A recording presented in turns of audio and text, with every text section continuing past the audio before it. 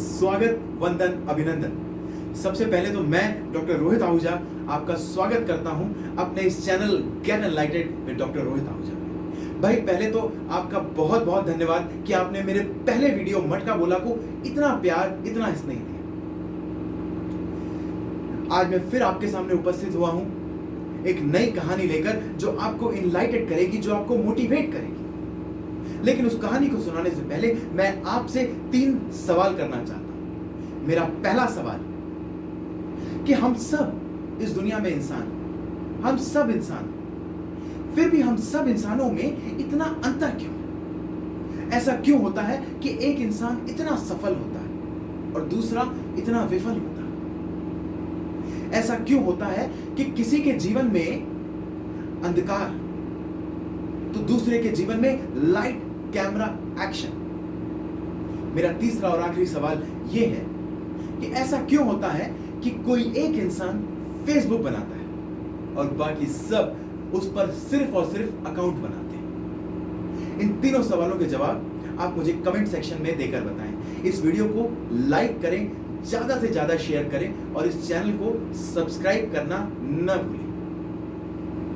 इन तीनों सवालों के जवाब देने के लिए मैं आपको ले चलता हूं छत्तीसगढ़ प्रदेश में। उस प्रदेश के एक जिले यानी कि नारायणपुर जिले के एक चमेली गांव में। उस गांव में एक रामलाल नाम का किसान रहता था। रामलाल एक गरीब किसान था। उसके पास एक छोटी सी भूमि हुआ करती थी। वो अपनी उस भूमि को जोत कर, उसमें फसल लगाकर, उसमें खेती कर कर गांव से, चूंकि उसकी माली हालत ठीक नहीं थी, अपने बीवी और 2 बच्चों को लेकर देश की राजधानी दिल्ली के लिए रवाना होता है। जब वो दिल्ली के लिए रवाना हो रहा होता है, ट्रेन में जब वो अपनी सीट पर बैठा होता है, यकायक उसकी नजर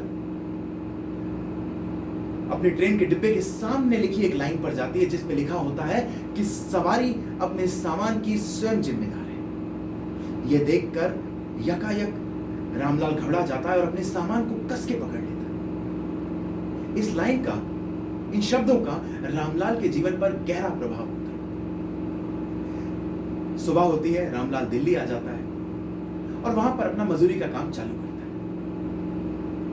यहां पर रामलाल की माली हालत में कुछ खास सुधार नहीं होता और वहां उसे खबर मिलती है कि उसके खेत में चिड़ियों के एक झुंड ने कब्जा कर लिया है जो उसकी फसल बर्बाद कर रही है।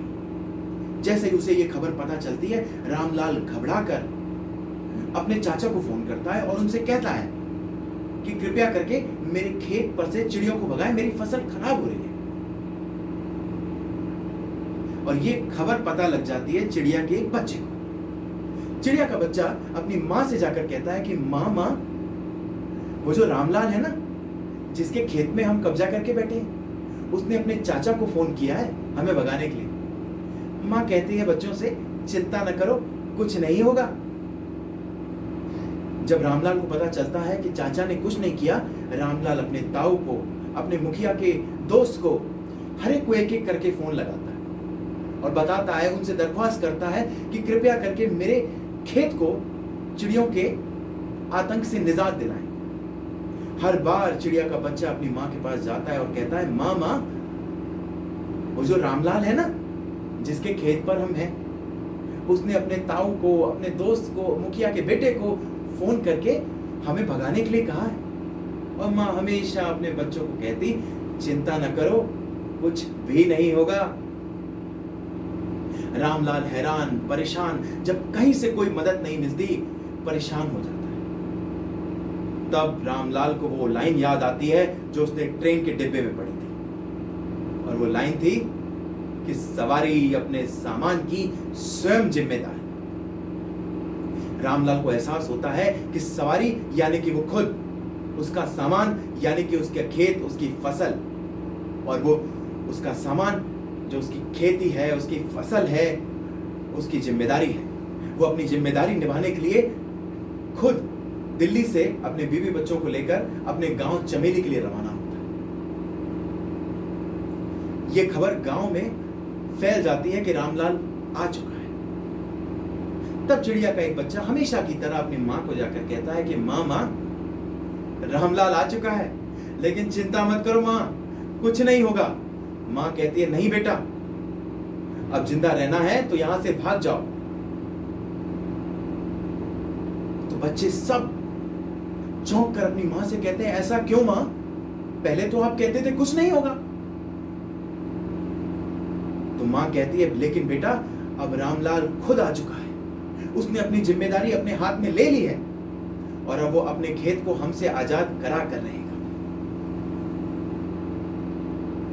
और रामलाल समझ चुका है कि सवारी को अपने सामान की जिम्मेदारी स्वयं लेनी पड़ती है, तभी जीवन में कुछ होता है। मैंने रामलाल की इस बात से बहुत कुछ सीखा।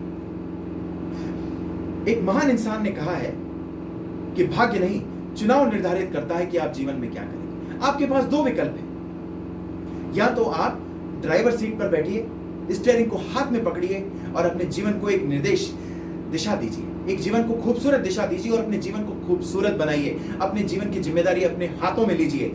दूसरा विकल्प है कि पीछे वाली सीट पर बैठकर जीवन भर ड्राइवर को दोष देते रहिए। इन दोनों में से आप कौन सा विकल्प चुनते हैं, यह निर्धारित करेगा कि आप जीवन में क्या करेंगे। इसी थॉट के साथ, इसी इरादे के साथ मैं आपको कहना चाहता हूं और आशा करता हूं कि आप अपने जीवन में एक बेहतरीन निर्णय लेकर अपने जीवन को खूबसूरत बनाएंगे, दूसरों के लिए मिसाल कायम करेंगे। इसी आशा के साथ मैं आज का वीडियो अंत करना चाहूंगा और आपसे दरख्वास्त करना चाहूंगा कि मुझे कमेंट सेक्शन में बताएं कि आपको ये वीडियो कैसा लगा। और इस तरह के और भी वीडियोस को सबसे पहले देखने के लिए इस चैनल को सब्सक्राइब करें, ज्यादा से ज्यादा लोगों को शेयर करें ताकि हर कोई इनलाइटेड हो पाए। जय श्री